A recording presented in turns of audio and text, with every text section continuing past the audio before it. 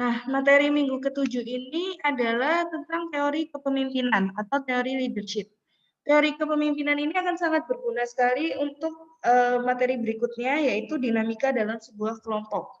Jadi mau nggak mau, kita dalam bekerja di manapun, kita dalam bekerja di organisasi manapun, selalu kita nggak bisa bekerja sendirian. Kita pasti kan bekerja dalam satu tim. Apa ya, waktu itu saya pernah baca pepatah, kalau kamu ingin maju, kamu nggak akan pernah bisa bergerak sendirian. Kamu harus bergerak bersama-sama dengan timmu, karena kamu nggak bisa maju sendirian. Kayak gitu. Nah, dalam sebuah tim, itu pasti membutuhkan leader atau pemimpin. Nah, apakah pemimpin ini sama seperti bos? Atau apakah pemimpin itu selalu atasan? Ataukah pemimpin itu, bagaimana sih sebenarnya sifat-sifat pemimpin yang baik itu? Kayak gitu. Jadi kuliah motivasi ya. Udahlah. Nah, ini bos versus leader. Seorang bos mempekerjakan bawahannya, tapi seorang pemimpin mengilhami mereka. Seorang bos menunjukkan siapa yang salah, tapi seorang pemimpin menunjukkan apa yang salah.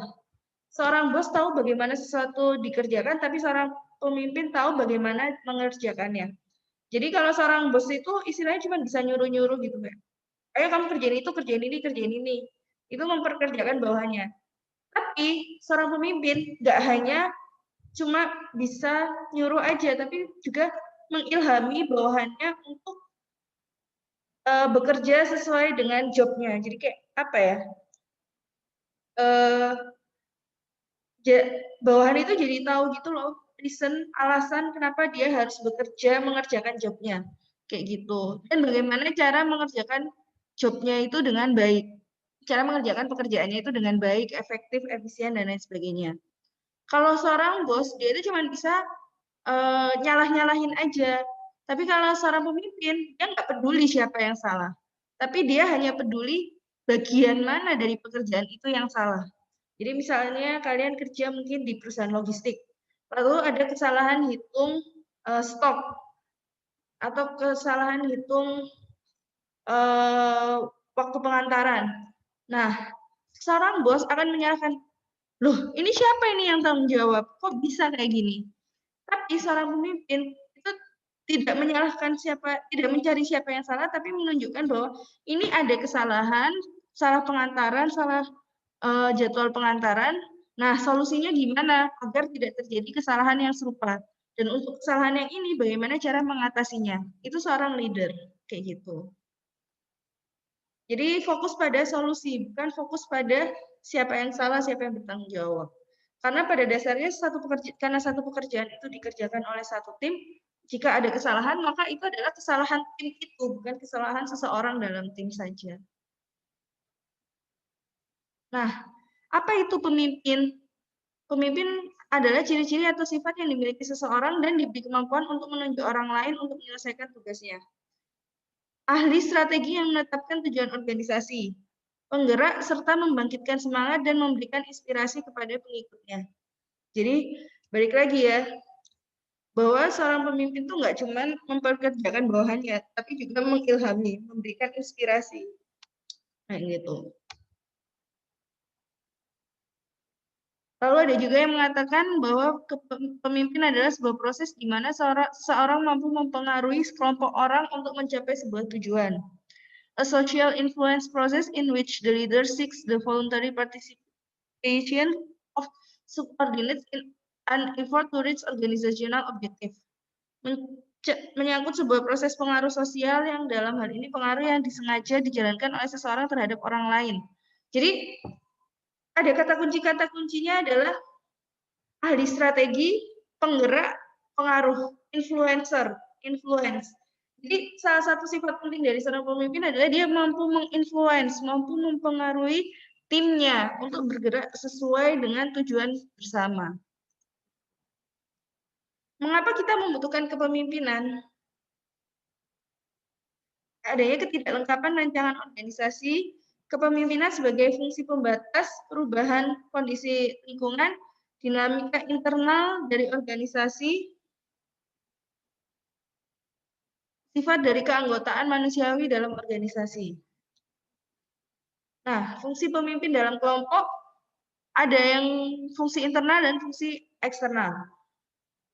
Pertama, untuk fungsi internal ada yang sebagai fungsi yang berorientasi pada tugas dan berorientasi pada memelihara kelompok. Jadi, seorang pemimpin itu nggak hanya mengerjakan atau fokus pada jobnya aja atau job timnya, tapi dia juga bagaimana dia memperlakukan timnya, memperlakukan setiap anggota dalam timnya. Dan berkembangnya itu bukan berkembang sendiri-sendiri, tapi satu tim berkembang bersama, bertumbuh bersama. Gitu. Jadi kalau fungsi pemimpin untuk pekerjaan atau tugas, ya pemimpin mengingatkan untuk memfokuskan pekerjaan pada tujuan, lalu menstruktur untuk mencapai hasil.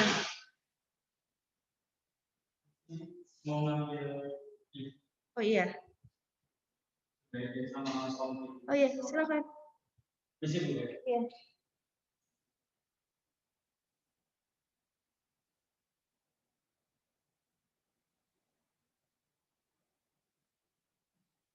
Itu listriknya nggak nyambung kan? Oh iya. Hati-hati.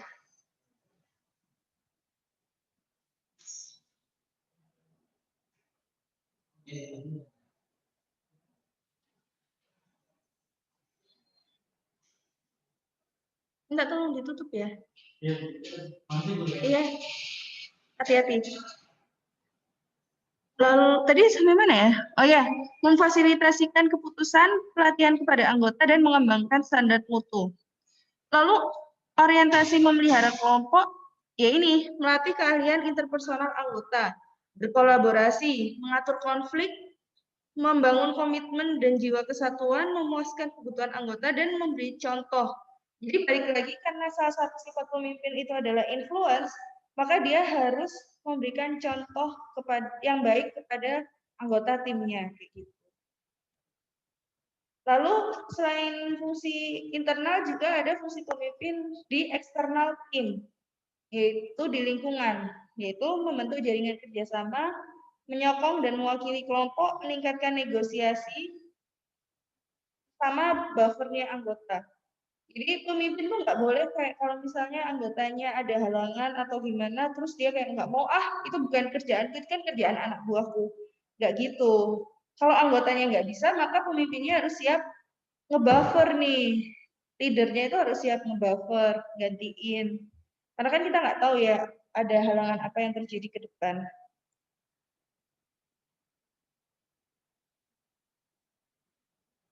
Apa sih hubungan kepemimpinan dengan manajemen? Kan baik lagi ya, bahwa kepemimpinan ini adalah mengarahkan sebuah tim. Leader itu menyeting atau mengarahkan, memberi arahan untuk timnya. Sedangkan manajemen itu tentang mendirect, mengarahkan dan mengontrol prinsip-prinsip pekerjaannya. Manajemen tanpa kepemimpinan controls resource to maintain the status quo or ensure things happen according to already established plan. Dan sedangkan kepemimpinan tanpa manajemen set a direction or vision that others follow without considering too much how the new direction is going to be achieved. Other people then have to work hard in the trail that is left behind, picking up the pieces and making it work. Jadi kepemimpinan tanpa manajemen itu nggak bisa. Kenapa? Ya, oke. Leadernya bisa mengarahkan, bisa menginfluence, bisa ngasih banyak hal. Tapi dia nggak bisa memanage. Akhirnya apa? Berantakan, tetap nggak nyampe ke tujuan. Tapi manajemen tanpa kepemimpinan jatuhnya ya kayak semau bosnya gitu, semau atasannya, tanpa melihat bawahannya itu kocar-kacir atau kayak gimana. Iya benar, rencananya strateginya termanage dengan baik. Tapi balik lagi fungsi kepemimpinan kan juga ada fungsi untuk memelihara anggota kan. Kalau fungsi memelihara anggota itu tidak dijalankan, akhirnya ya pasti ada kasak-kusuk dari bawahannya kan.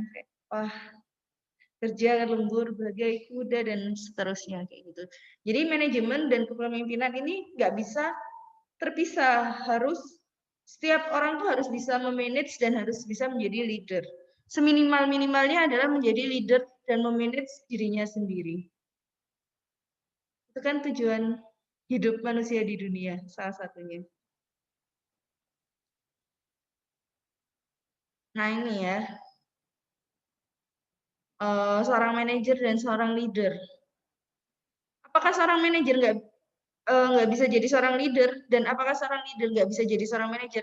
Bisa, dua-duanya itu bisa. Maka setiap orang tuh harus bisa jadi seorang leader maupun seorang manajer. Kayak gitu. Bisa dibaca ya.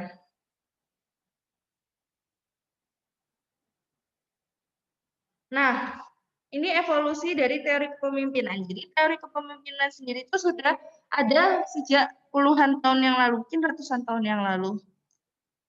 Ada era personality, era influence, era behavior, era situation, era contingency, era transaksional, era anti-leadership, era culture, transformational era, dan sekarang adalah kita ke integratif era. Jadi kita ada di, apa ya, segalanya itu harus saling berintegrasi. Nggak bisa satu, apa ya, misal dalam satu organisasi,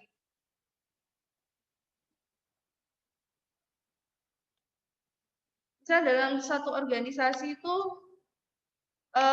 pasti ada banyak divisi kan, ada divisi produksi, divisi keuangan, divisi logistik dan lain sebagainya. Nah, itu harus saling berintegrasi setiap divisi itu. Nggak bisa mereka itu mengejar target sendiri-sendiri, itu nggak bisa. Semua itu harus saling berintegrasi, duduk bareng, enaknya ini gimana. Nggak bisa kita kerja itu personal aja. Oh iya, iya nggak apa-apa, ambil aja. Iya, sorry ada iklan dikit. Gitu. Sekarang itu semuanya eranya berintegrasi. Bahkan eh, integrasinya itu bukan level dalam organisasi aja, tapi juga berintegrasi dengan level antar organisasi. Kayak misal kalian kan ada BEM, ada HIMA, ada UKM ya. Di dalam organisasi kalian masing-masing, di dalam BEM, di dalam HIMA, di dalam UKM, itu kalian saling berintegrasi kan, masing-masing bagian. Misal di BEM itu ada Adkesma, ada eksternal, ada internal, ada PSDM, kayak gitu. Itu kan kalian berintegrasi. Nah, selain itu, BEM dengan HIMA atau BEM dengan UKM itu juga harus berintegrasi. Jadi level integrasinya itu bukan lagi hanya integrasi di dalam organisasi, tapi level integrasinya adalah integrasi antar organisasi.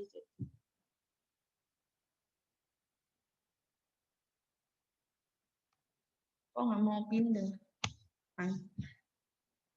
Nah, di era personality yang pertama ada teori Gridman teori.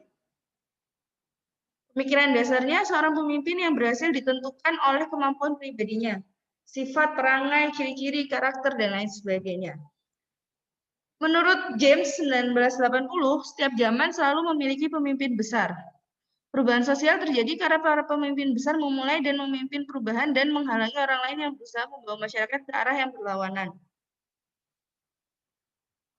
Kelemahan dari teori ini tidak memberikan gambaran yang jelas untuk mengetahui antara pemimpin yang baik dan buruk hanya berdasarkan sifat.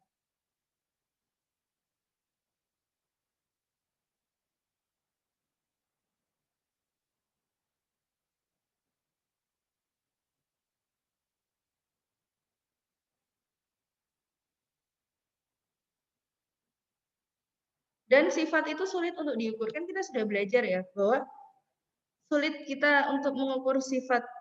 Karena sifat sendiri juga berubah-ubah kan setiap waktu karena adanya proses belajar. Lalu ada trait teori.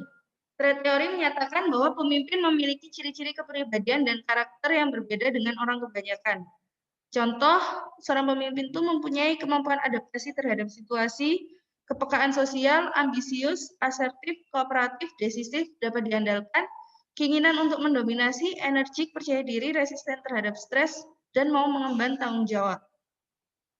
Nah, ini teori-teori tentang jurnal-jurnal terkait tentang trade theory yang menyatakan sifat-sifat seorang pemimpin itu seperti apa. Ada menurut Stockdale, Mann, Lord Divider Alliger, Kirkpatrick, and Locke, dan lain sebagainya.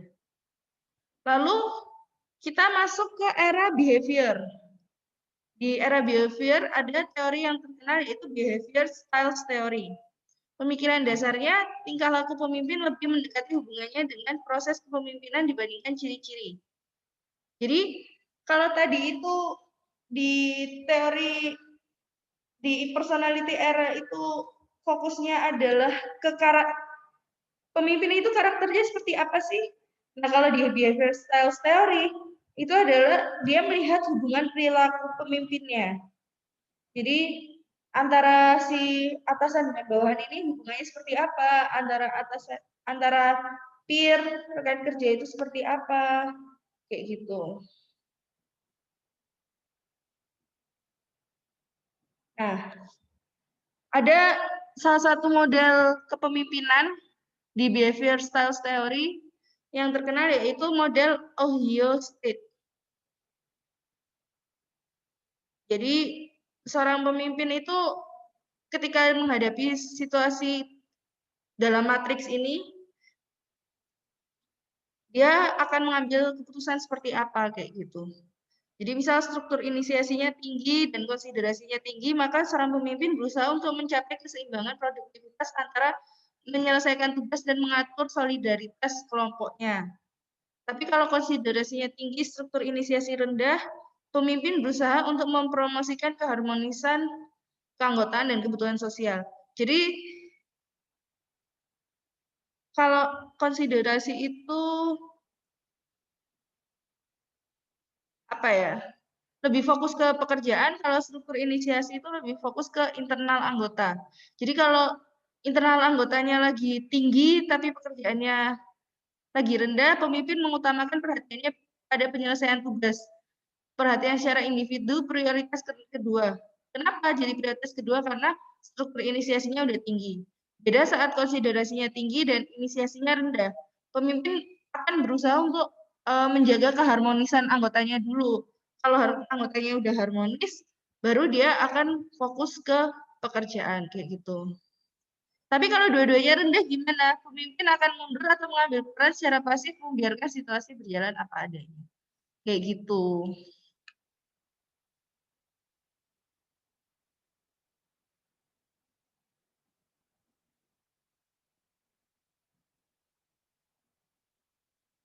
Ini model kepemimpinan yang lain. Bisa, ada boss-centered leadership, ada subordinate centered leadership. Jadi makin ke kanan itu makin boss-centered leadership, sedangkan makin ke kiri itu subordinate centered leadership. Kayak gitu.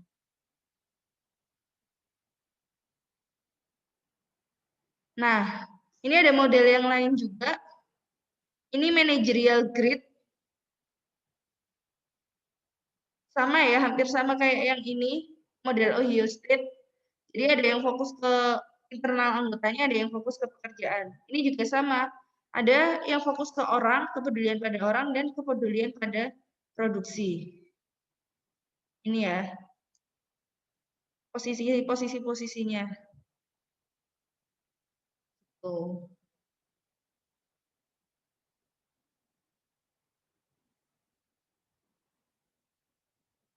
Lalu ada juga model Francis Likert sistem 4. Sistem 1 yaitu eksploratif autoritatif. Pemimpin menentukan dan memerintahkan semua hal. Standar, metode, dan hasil kerja ditentukan oleh pemimpin. Kegagalan mencapai tujuan ditetapkan oleh pemimpin dan diancam dengan hukuman. Lalu ada juga di sistem kedua, benevolent autoritatif. Pimpinan masih tetap sumber keputusan, tapi bawahan dibolehkan memberikan komentar. Ini udah mulai semakin terbuka ya dari bawahannya. Bawahan juga mendapat sejumlah kebebasan untuk menyelesaikan tugas dalam batas-batas yang telah ditentukan. Lalu ada sistem yang ketiga, naik lagi, ada konsultatif. Pimpinan mengambil keputusan dan mengeluarkan perintah setelah didiskusikan dengan bawahan. Pimpinan dapat memutuskan bagaimana melaksanakan tugas mereka. Yang keempat, partisipatif. Tujuan dan keputusan yang berkaitan dengan tugas ditentukan secara bersama-sama dalam kelompok. Nah, tadi kan behavior style theory, sekarang kita masuk ke era berikutnya, yaitu era situasional. Nah, di era situasional ada situational teori. Pemikiran dasarnya disesuaikan dengan tingkat kedewasaan bawahan. Jadi makin ke atas, makin ke sini, kepemimpinan itu tidak melihat ke satu orang lagi, tapi semakin melihat ke banyak orang. Nggak hanya melihat si atasannya aja, tapi juga melihat ke bawahannya juga. Dan gaya kepemimpinan sesuai dengan situasi. Nah, teori-teori penelitian yang terkait di situational teori ada teori kontingensi Flinders, teori Petkohl, dan model pengambilan keputusan Froome. Ini salah satunya situational teori yang diungkapkan Herseth and Blanchard. Jadi ada relationship behavior, ada task behavior. Balik lagi ya, bahwa seorang pemimpin itu nggak hanya fokus pada pekerjaan, tapi dia juga harus fokus pada manusianya, pada anggota timnya. Jadi ketika relationship-nya behavior, relation behavior-nya rendah, hubungan sosialnya rendah, sedangkan task behavior-nya tugasnya juga rendah, maka yang dilakukan adalah delegating. Tapi ketika hubungannya itu udah mulai naik, udah mulai tinggi, tapi kerjaannya masih belum banyak, itu mulai participating. Lalu ada posisi selling dan posisi telling. Kayak gitu.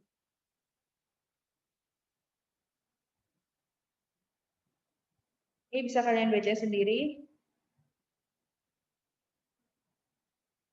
Intinya di setiap posisi itu gimana cara pemimpin bersikap di setiap posisi. Jadi ketika tugasnya rendah, terus habis itu hubungan dengan pegawainya juga lagi nggak bagus, ya udahlah delegating dulu kayak gitu. Tapi ketika tugasnya tinggi, terus tugasnya rendah, sedangkan hubungan antar timnya itu lagi bagus, maka kita bisa mulai melibatkan anggota tim. Mulai kita pakai strategi participating kayak gitu, partisipasi. Bagaimana kita membangun partisipasi karena mumpung hubungannya lagi bagus nih kayak gitu.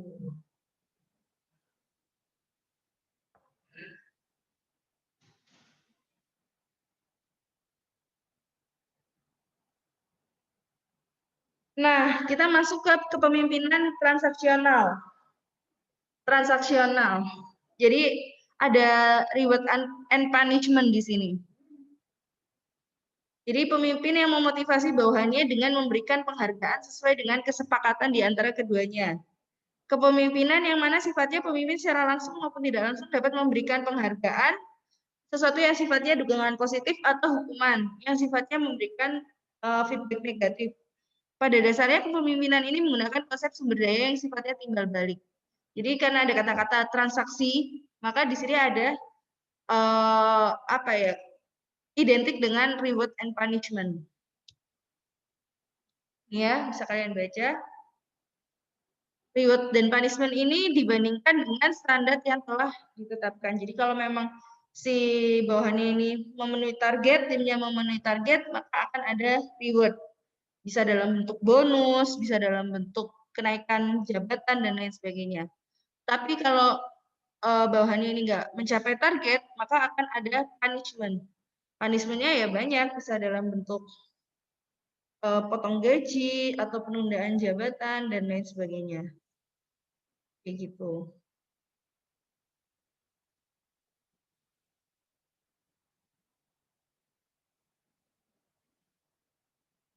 Karakteristik kepemimpinan transaksional adanya imbalan. Jadi baik lagi ya, selalu ada imbalan. Lalu ada manajemen dengan pengecualian. Manajemen, lalu menurut Isis dan Fair, kepemimpinan transaksional itu memberi kebebasan, serba boleh, dan pantang memberikan bimbingan. Jadi bebas, bawahan tuh anggota tim itu bebas bagaimana cara melakukan pekerjaannya, tapi balik lagi ada standar-standar yang harus dipenuhi. Dan ketika tim itu berhasil memenuhi standar, maka akan ada reward. Sedangkan kalau gagal memenuhi standar, maka akan ada punishment. Intinya di situ sih. Di sini ada low kelemahan kepemimpinan transaksional, ada low expectation, minimal accomplishment, low level of satisfaction, focus is on short term. Jadi karena apa ya, hubungannya itu transaksional, jadi kurang apa ya, kurang berkesan dan kurang memberikan kepuasan, serta ya hanya fokus di tujuan-tujuan jangka pendek, bukan tujuan jangka panjang. Karena balik lagi, kalau saya lihat di dunia nyata, menurut pengalaman saya, seorang pemimpin tuh ada dua. Maksudnya ada dua stream, ada dua jalur. Seorang pemimpin yang fokus pada manusia, people oriented, sama ada yang seorang pemimpin yang job oriented. Pemimpin yang people oriented, dia itu menganggap bahwa sumber daya manusia itu, SDM itu adalah aset yang berharga, yang harus dijaga. Dan tujuan dia menjaga SDM ini adalah tujuan jangka panjang. Menjaga SDM itu bukan hanya sekedar memberikan reward aja, tapi menjaga SDM itu adalah menginfluence SDM-nya untuk mau berkembang. Ini ya, kata kuncinya mau berkembang. Jadi dia mengembangkan anggotanya, mulai dari mengikutkan training, terus bisa juga apa namanya, ya banyaklah memberikan job-job di luar jobnya. Tapi maksudnya gimana ya? Bukan memberikan job, melibatkan si SDM ini untuk job-job yang di luar job aslinya. Melibatkan di sini bukan berarti dapat target juga atau gimana, enggak. Melibatkan di sini itu agar si SDM ini itu bisa belajar bidang lain itu seperti apa. Misal ada pegawai keuangan, pegawai bagian keuangan. Nah, dia leader yang people oriented, dia akan melibatkan si bagian keuangan ini untuk misal ke bagian produksi. Kenapa? Agar si keuangan ini tuh juga belajar sebenarnya proses produksi di perusahaan mereka itu seperti apa, kayak gitu. Jadi nggak hanya tahu tentang keuangan aja, tapi juga tahu in general yang terjadi di organisasi mereka seperti apa. Nah, dia hal-hal kayak gini itu sifatnya long term. Sedangkan kalau memberikan reward kayak bonus tahunan atau apa, itu sifatnya short term, hanya membahagiakan sesaat ketika bonus turun aja. Tapi ketika gagal akhirnya nggak dapat bonus kan juga ada kekecewaan di situ.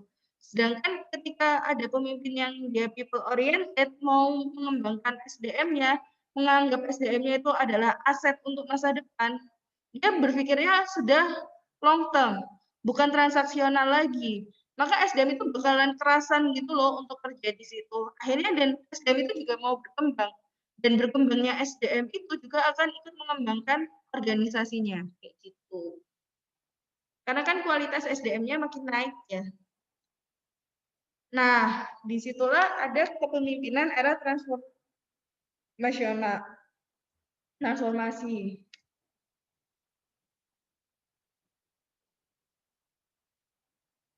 Jadi kepemimpinan era transformasi adalah definisinya menurut Robin 1996, kemampuan pemimpin mengubah lingkungan kerja, motivasi kerja, pola kerja, dan nilai-nilai kerja yang dipersepsikan bawahan. Sehingga mereka lebih mampu mengoptimalkan kinerja untuk mencapai tujuan organisasi. Lalu kemampuan pemimpin yang dapat mengilhami para pengikutnya untuk lebih fokus pada kepentingan diri mereka sendiri demi kebaikan organisasi dan yang mampu memberikan efek yang mencolok dan luar biasa pada pengikutnya.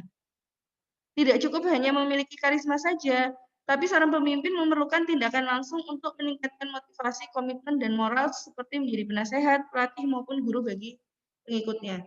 Jadi balik lagi ya, pemimpin yang people oriented itu, dia mau mendengarkan keluh kesah anggota timnya.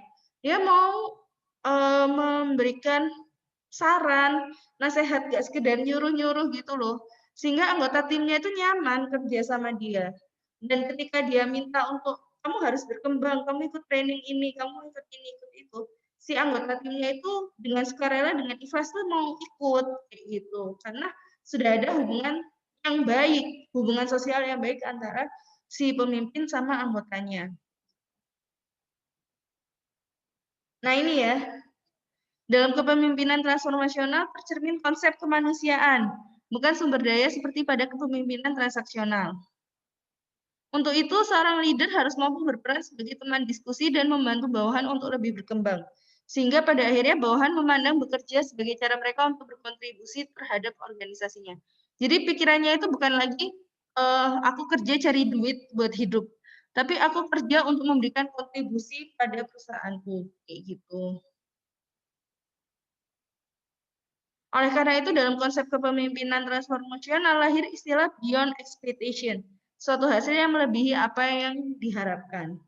Beyond the world. Ini ya karakteristik kepemimpinan transformasional, dia berkarisma, inspiratif, lalu ada rangsangan intelektual, pertimbangan yang diindividualkan. Jadi apa ya, misal dalam satu tim itu ada 5 orang, A, B, C, D, E, ada 5 anggota. Si A ini leadernya.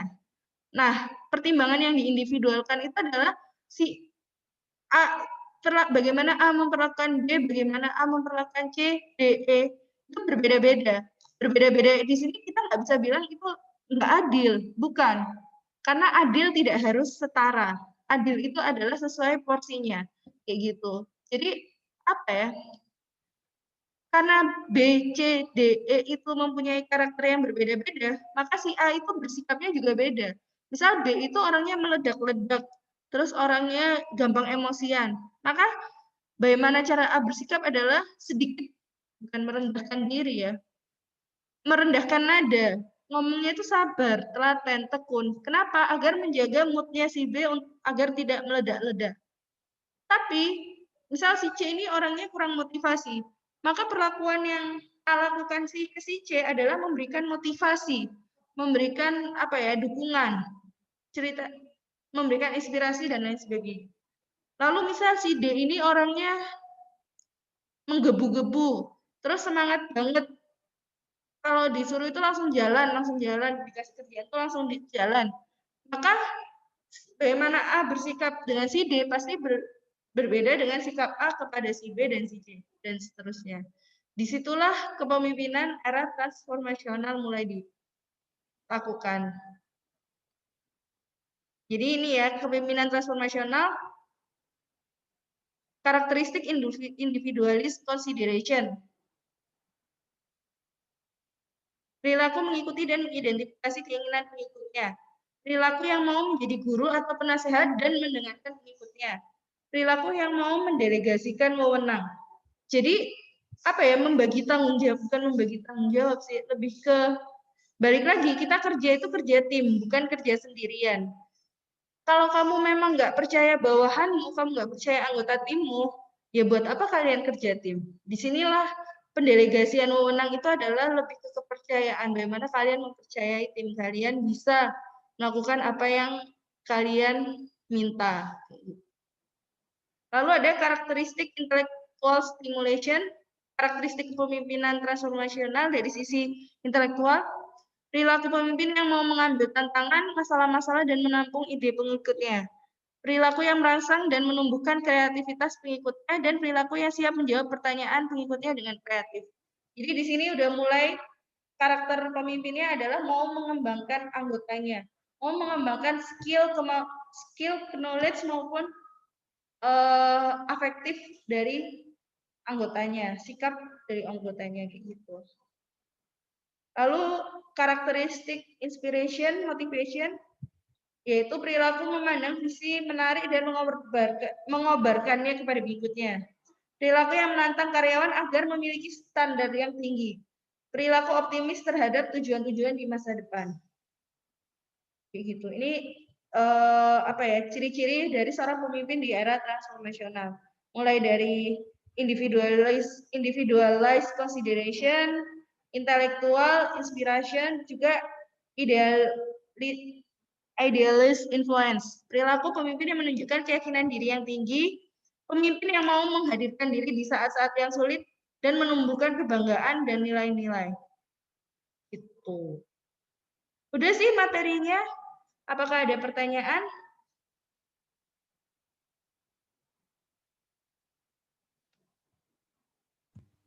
Nggak ada, Bu. Ini kuliah, balik lagi ini kuliah kayak bukan kuliah yang sulit, kuliah yang menyenangkan dan kalian semoga bisa dapat banyak insight ya tentang bagaimana kehidupan sosial. Kayak gitu, karena balik lagi, nggak usah jauh-jauh lah kerja untuk jadi manajer, kerja untuk jadi apa ya jabatan dengan anak buah dan lain sebagainya. Bahwa pada dasarnya manusia sendiri itu juga satu individu itu harus bisa jadi leader untuk dirinya sendiri dan harus bisa memanage dirinya sendiri dengan baik. Jadi ya itu sih.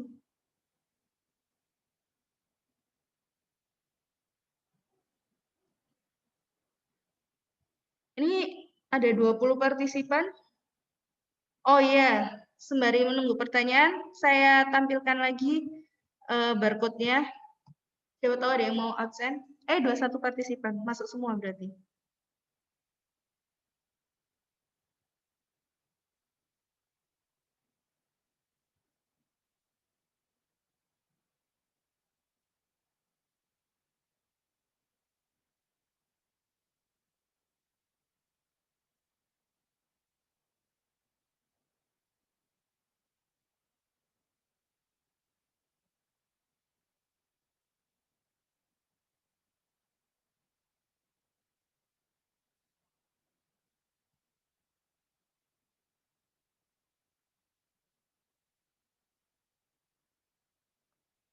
Ya nggak apa-apa yang nggak bisa scan. Ini kebetulan saya lihat partisipannya ada 21, berarti masuk semua.